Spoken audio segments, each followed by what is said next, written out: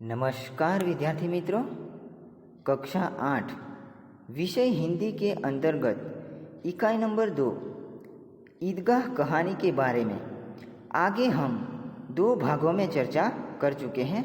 यानी कि 2 वीडियो में उसकी 2 भाग में चर्चा कर चुके हैं। आज हम उसका तीसरे भाग के रूप में जहाँ से बाकी हैं वहाँ से चर्चा करते हैं।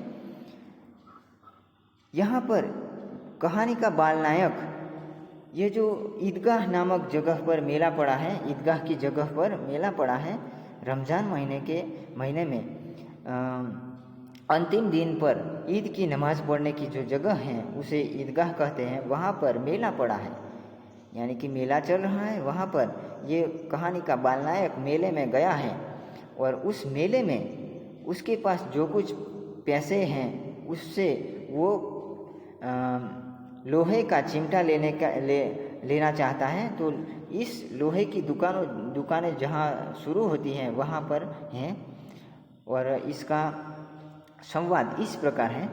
उसने दुकानदार से पूछा, यह चिमटा कितने का है? 6 पैसे लगेंगे। हामिद का दिल बैठ गया, फिर भी बोला, ठीक ठीक बताओ। ठीक 5 पैसे लगेंगे। लेना है तो लो, नहीं तो चलते बनो। यहाँ पर दुकानदार और हामिद, कहानी का बाल नायक जो है, उसके बीच जो संवाद होता है वो एकदम टूका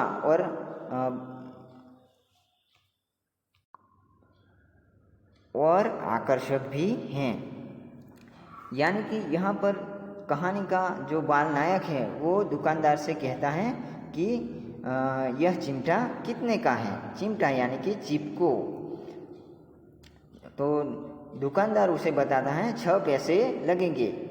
हामिद का दिल बैठ गया। यहाँ पर एक मुहावरा आया है, दिल बैठ जाना, यानी कि हामिद को दिल में दुख लगा कि उसके पास इतना पैसा तो नहीं है, दुख लगना। फिर भी बोला, ठीक बताओ, यानी कि ठीक बताओ। तो दुकानदार कहता है कि ठीक 5 पैसे लगेंगे। लेना है तो लो, नहीं तो चलते बनो। यहाँ पर ये जो हमारे जो प्रादेशिक विस्तार हैं उसमें भी हाट पड़ता है। तो શુદ્ધ ગુજરાતી ભાષામાં આપણે પ્રાદેશિક ભાષામાં કહીએ તો આપણા જે પ્રાદેશિક વિસ્તારો છે તેના અંદર અઠવાડિયાના એક દિવસે હાટ પડે છે। એમાં ઘણી બધી શાકભાજીની દુકાનો છે, જીવન જરૂરિયાતની ચીજ વસ્તુની દુકાનો છે, એ બધી દુકાનોની લાઈનો હોય છે। ત્યાં આપણે ખરીદી કરવા ગયા હશે તો આપણને પણ એવો અનુભવ થયો હશે કે લેવું હોય તો લો, નહીં તો ચાલતી પકડો, આવું દુકાનદારો કહેતા હોય છે। તો અહીંયા પણ हिंदी ભાષામાં આવું જ વાક્ય આ દુકાનદાર हिंदी ભાષાની અંદર બોલે છે। हामिद ने कलेजा मजबूत करके कहा, 3 पैसे लूँगे। यानी कि हामिद ने कलेजा मजबूत करके कहता है कि 3 पैसे लूँगे और वह आगे बढ़ गया ताकि दुकानदार की घुड़कियाँ न सुने। लेकिन दुकानदार ने घुड़कियाँ नहीं दी, बुलाकर चिमटा दे दिया। हामिद ने उसे इस तरह कंधे पर रखा मानो बंदूक है, फिर शान से अकड़ता हुआ संगियों के पास गया। यहाँ पर जो हामिद हैं वो कलेजा मजबूत करके, यानी कि काळजू कठण करीने ये कहे छे कि 3 पैसा लेशो, और वह आगे बढ़ गया, यानी कि આગળ ચાલતો થયો। और એટલા માટે તાકી એનો अर्थ ये થાય कि એટલા માટે કે दुकानदार की घुड़कियाँ न सुने। घुड़कियाँ यानी कि डांट। घुड़कियाँ का मतलब क्या होता है? डांट। दुकानदार ने डांट सुननी न पड़े इसीलिए वो आगे चलता बना। लेकिन दुकानदार ने घुड़कियाँ नहीं दी, पण दुकानदार तेने डांटो नहीं, यानी ठपको आप्यो नहीं, बुलाकर चिमटा दे दिया। हामिद ने उसे इस तरह कंधे पर रखा कि मानो बंदूक है। यानी कि हामिद जो है कहानी का बाल नायक, उसने कंधे पर यानी कि खभा पर एवी रीते मूक्यो कि जाने बंदूक खभा पर मूकेली होय एवं लागे। फिर शान से अकड़ता हुआ संगियों के पास गया। यानी कि शान यहाँ पर एक शब्द आया है शान, यानी कि प्रतिष्ठा, और शान से अकड़ता हुआ संगियों के पास। यहाँ पर दूसरा भी शब्द आया है संगियों, यानी कि साथियों, यानी कि प्रतिष्ठा से वो अपना પોતાના સાથીઓ જે છે એમની પાસે ગયો। मोहसिन ने हंसकर कहा, यह चिमटा क्यों लाया बुद्धू, इसका क्या करेगा। यानी कि मोहसिन ने हंस कर कहा कि ये चिमटा क्यों लाया बुद्धू, बुद्धू यानी कि कम बुद्धि वाला, और इसका क्या करेगा। हामिद ने चिमटे को ज़मीन पर पटक कर कहा, जरा अपना भिश्ती तो ज़मीन पर गिराओ, सारी पुसलियाँ चूर हो जाए बच्चों की। यानी कि हामिद ने ચીપકો જમીન પર પછાડ્યો અને બોલ્યો કે તમારો ભીસ્તી પણ જરા जमीन पर फेंको, सारी पसलियाँ चूर हो जाएगी। यानी कि बच्चों की, यानी कि एना अंग अंग બધા જ अंग टूटी जैसे। महमूद बोला, तो यह चिमटा कोई खिलौना है। यानी कि ये जो महमूद नाम का लड़का है वो बोला, यानी कि बोलियो कि तो आ चिपको कोई रमकड़ू छे। हामिद, खिलौना क्यों नहीं है, अभी कंधे पर रखा बंदूक हो गई, हाथ में ले लिया फकीरों का चिमटा हो गया। चाहूँ तो इसे मंजीरे का काम ले सकता हूँ। एक चिमटा जमा दूँ तो तुम लोगों के सारे खिलौनों की जान निकल जाए। तुम्हारे खिलौने कितना ही जोर लगाए, मेरे चिमटे का बाल भी बाका न कर सकते। बहादुर शेर है मेरा चिमटा। सम्मी ने खंजीरी ली थी, प्रभावित होकर बोला, मेरी खंजीरी से बदलोगे, 2 आने की है। यानी कि हामिद उस महमूद का उत्तर देता है कि खिलौना क्यों नहीं, यानी कि रमकड़ू क्यों नहीं, अभी कंधे पर रखा तो बंदूक हो गई, हाथ में ले लिया तो फकीरों का चिमटा हो गया। यानी कि फकीर बाबा को आप लोगों ने देखा होगा, ये जो रमज़ान महीने में हमारे घरों में भी भिक्षा लेने के लिए आते हैं, या मुसलमान लोगों के यहाँ अच्छे ख़ानदान के मुसलमान जो होते हैं पैसे टके से, उनके यहाँ भीख मांगने के लिए वो जाते हैं। तो उनके पास चिमटा होता है, चिपका होता है, बड़ा चिमटा, उससे वो बजाकर ये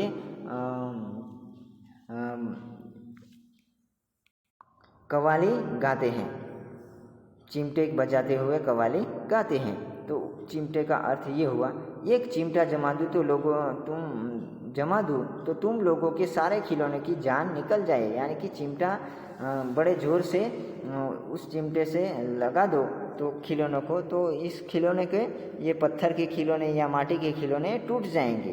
तुम्हारे खिलौने कितना ही जोर लगाए, लेकिन मेरे चिमटे का एक बाल भी बाका नहीं कर सकते। यानी कि तुम्हारे ये सभी खिलौने हैं, ये मिलकर मेरे चिमटे से लड़ाई करे, कितना भी जोर लगाए, कितना भी जोर से लड़ाई करे, तो भी मेरे चिमटे का बाल बाका, यानी कि कुछ भी बिगाड़ सकते नहीं। बहादुर शेर है मेरा चिमटा, यानी कि शेर की तरह बहादुर हैं। सम्मी ने खंजीरी ली थी और उससे प्रभावित होकर, यानी कि उससे प्रभावित होकर मेरी खंजीरी से बदलोगे, 2 आने की हैं, ऐसा कहा।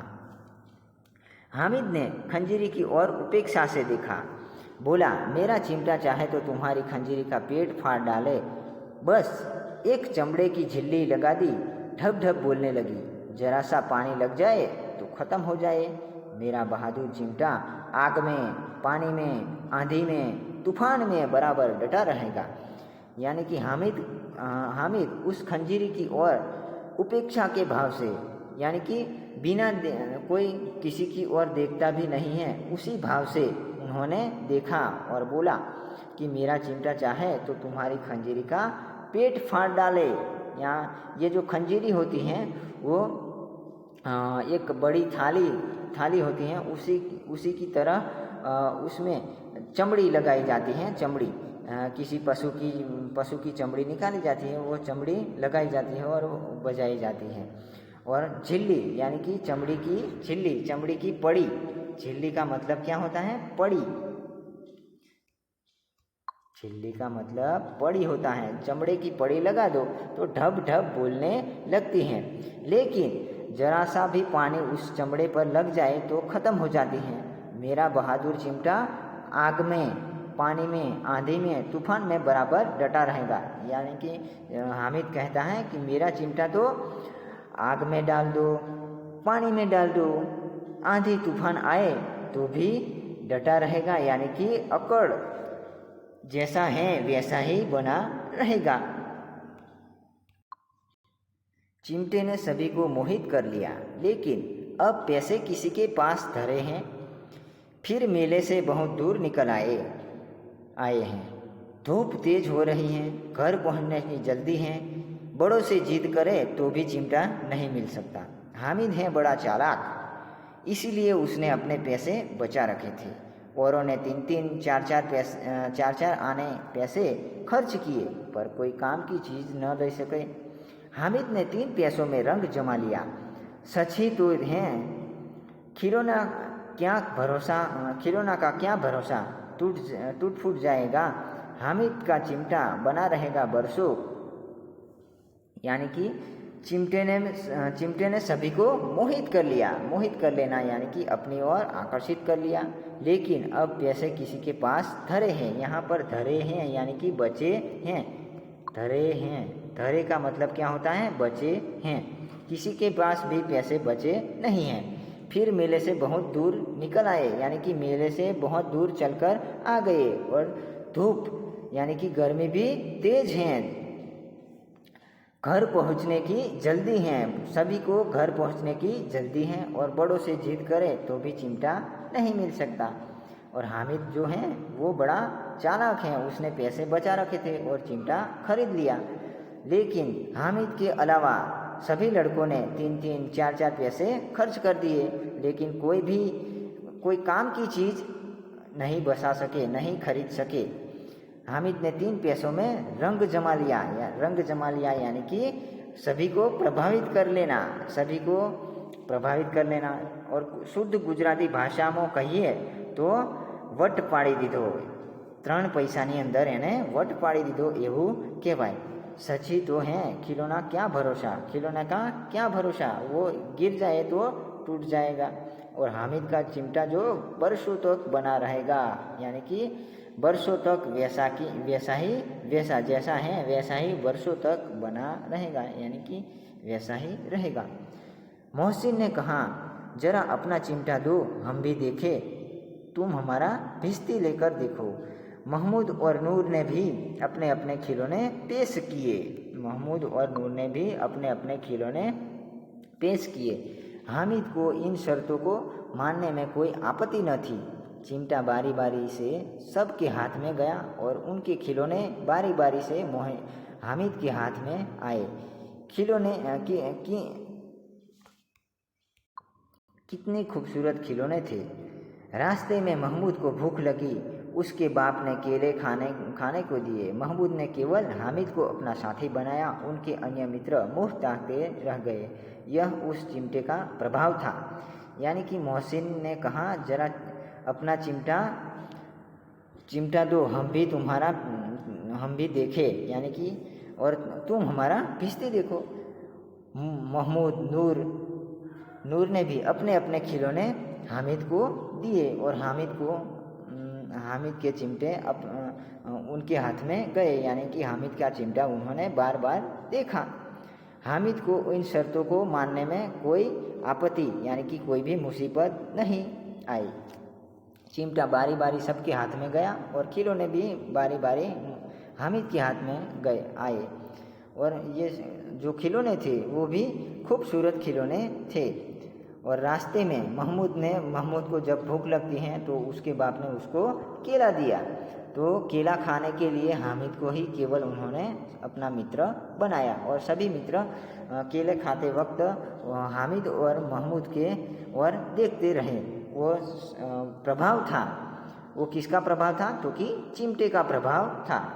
चिमटे की वजह से उन्होंने हामिद को अपना मित्र बनाया। 11 बजे सारे गांव में हलचल मच गई।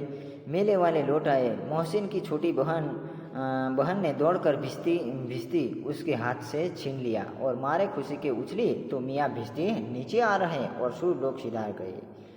मियाँ नूर के वकील का अंत इससे भी ज़्यादा गौरवमय हुआ। वकील ज़मीन पर या ताक पर बैठ नहीं सकते, उनकी मर्यादा का विचार तो करना ही होगा।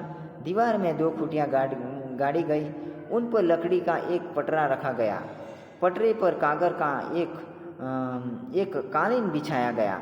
वकील साहब राजा भोज की भांति सिंहासन पर विराजे। नूर ने उसे पंखा झलना शुरू किया।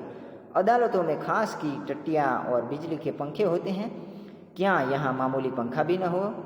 बांस का पंखा आया और नूर ने हवा करने लगा। मालूम नहीं पंखे की हवा से या पंखे की चोट से वकील साहब स्वर्गलोक से मृत्युलोक में आ रहे हैं और उनका माटी का चोला माटी में मिल गया। फिर बड़े जोर शोर से मातम हुआ और वकील साहब की अस्थियां धूरे पर डाल दी गई। यहाँ पर ये जो 11 बज गया है और 11 बज गया है, सारे गांव में हलचल मच गई। यानी कि मेले से लोग की आवन जावन से गांव में हलचल मच गई। यानी कि आवन जावन की शोरगुल का वातावरण हो गया।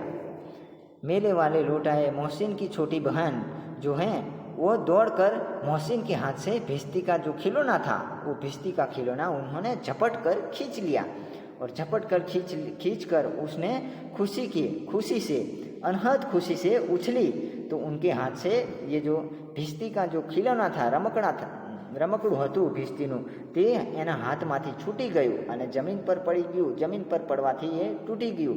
सिरलोक सिधारना, यहाँ पर एक मुहावरा आया है, सिरलोक सिधारना यानी कि मर जाना। इसका अर्थ, इस मुहावरे का अर्थ ये होता है, सिरलोक सिधारना यानी कि मर जाना। और मियाँ नूर के वकील का अंत भी इससे ज़्यादा गौरवमय यानी कि इससे देखने लायक इसका अंत भी हुआ। और वकील जमीन पर या कि ताक पर, यहाँ पर एक शब्द आया है ताक पर। ताक यानी कि ये जो ताक का अर्थ क्या होता है कि આપણે ગુજરાતી પ્રાદેશિક ભાષા ગુજરાતીમાં કહીએ તો આપણા ઘરની દિવાલ પર એક તાકું બનાવીએ છીએ ને કોઈ ચીજ વસ્તુઓ મૂકવા માટેનું, ऐसी ताक पर बैठ नहीं सकते। उनकी मर्यादा का विचार करना ही होगा। यानी कि एनी मर्यादानो वकील कई रीते अदालत में रहे छे एवी बधी मर्यादाओं विचार करीने एने दीवाल पर 2 खूटिया गाड़ दी गई।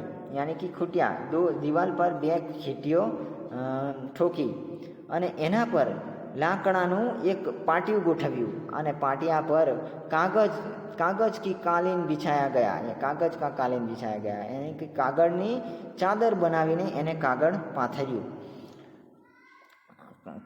અને राजा भोजनी जेम एने सिंहासन पर बेसाड्यो।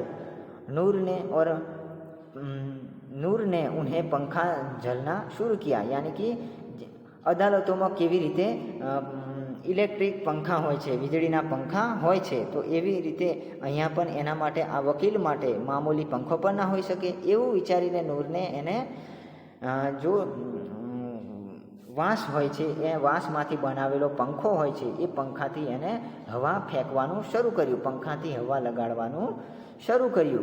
और हवाना झोंकाथी या पंखानी चोट वागवाथी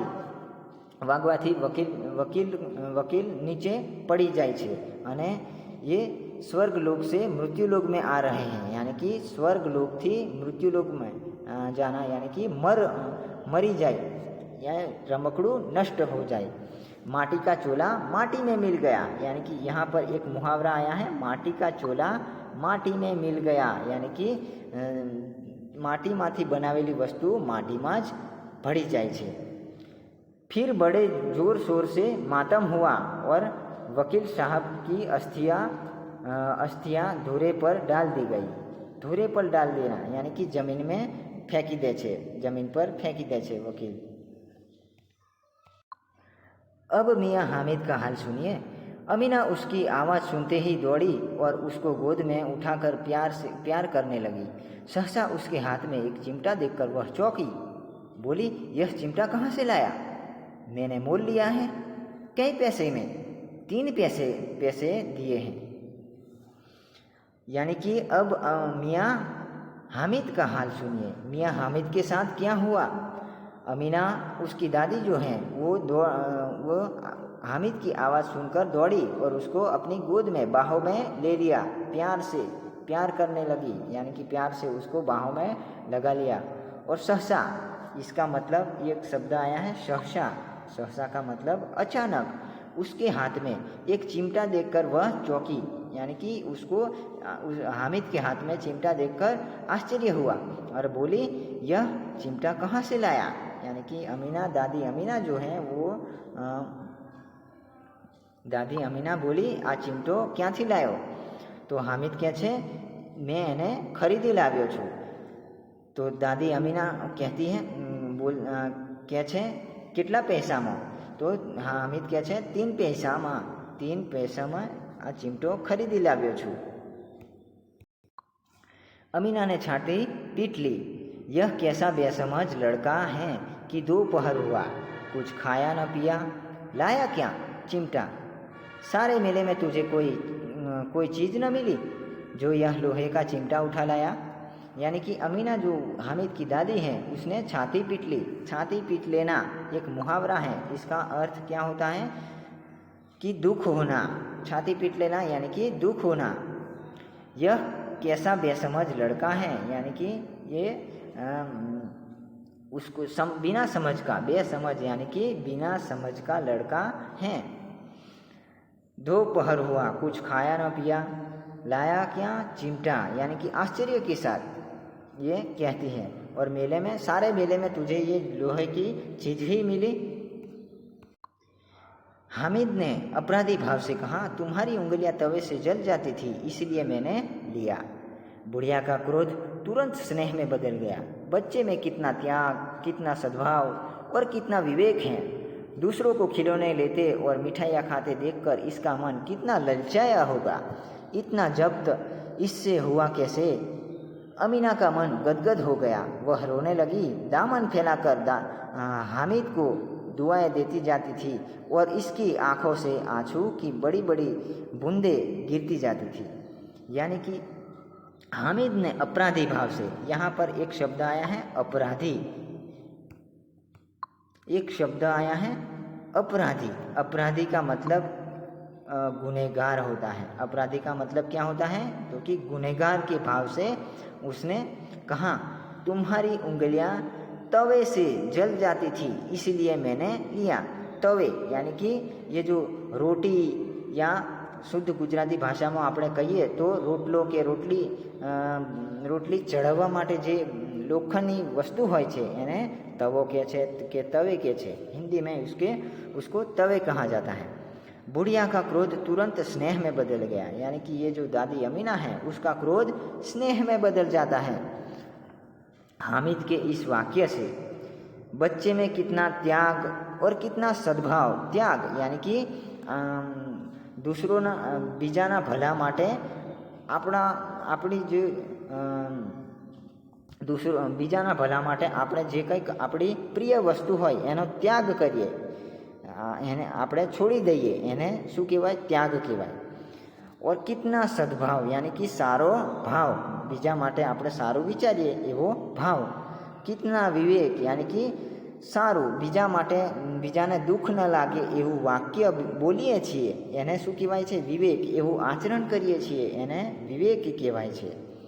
दूसरों को खिलौने लेते और मिठाई खाते देखकर इसका मन कितना ललचाया होगा, यानी कि बीजाओने मिठाई खाता, रमकड़ा खरीदता જોઈને આનું મન કેટલું લલચાયું હશે। इतना जब्त इससे हुआ कैसे, यानी कि आवो संयम, आटलो बधो संयम एनामो આવ્યો केवी रीते, एवं अमीना दादी जो है ये विचारे छे। अमीना का मन गदगद हो गया, यानी कि मन गदगद हो जाना, यानी कि भाव विभोर हो जाना। अमीना का मन अमीना भाव विभोर हो जाती हैं। वह रोने लगी, यानी कि अमीना दादी हैं जो हामिद की दादी हैं वो रोने लगती हैं। दामन फैलाकर हामिद को दुआएं देती जाती थी। दामन, यहाँ पर दामन का मतलब क्या होता है? आंचल।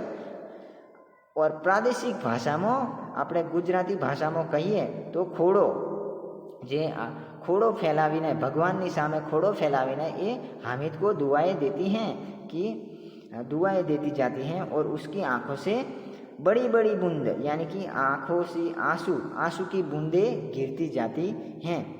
तो विद्यार्थी मित्रों, यहाँ पर इस कहानी में ये जो कहानी का जो बाल नायक है वो अपनी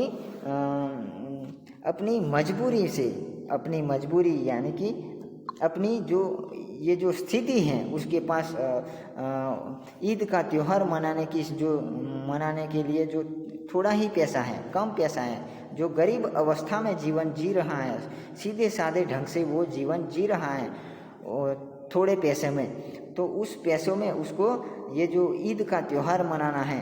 और ये ऐसी स्थिति और इस कहानी में इस बच्चे का जो त्याग है, बच्चे में जो सद्भाव है, उसका जो विवेक है,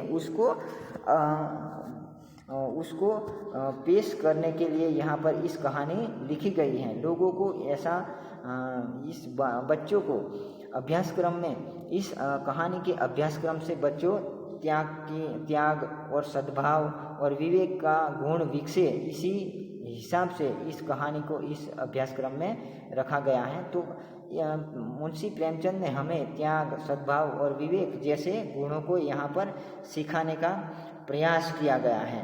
तो विद्यार्थी मित्रों, आज हम प्रेमचंद रचित ईदगाह कहानी को यहाँ पर समाप्त करते हैं। अस्तु।